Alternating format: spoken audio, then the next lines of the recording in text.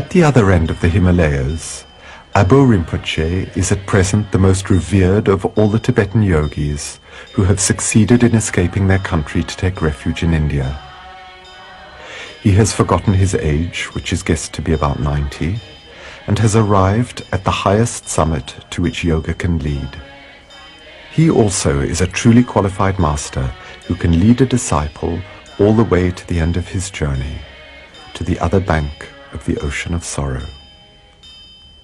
But he too, as all other true yogis, restricts his teachings to the initiated only. Tibetan yoga has taken on a form that is quite different from Hindu yoga, whose postures and elementary breathing exercises are popularized today in bookshop window displays everywhere. However, amateurs must be warned that the Tibetan's yoga is far from being put up for sale on the worldwide market of Orientalist fashion and spiritual gimmicks. You may only see certain exercises that are amongst the most simple and the first to be taught.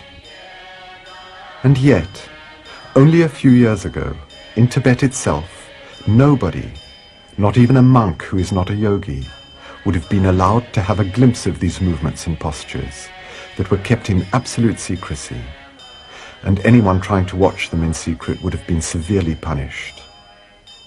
All physical yoga is based on a paradox: to transcend the mortal body, to go beyond the limitations of that body, by devoting to that very same body one's attention and efforts.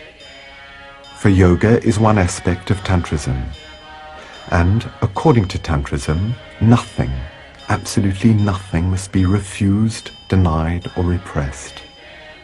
Everything must be accepted, integrated, and transformed, like nature changes coal into diamonds, like the alchemists speak of changing lead into gold.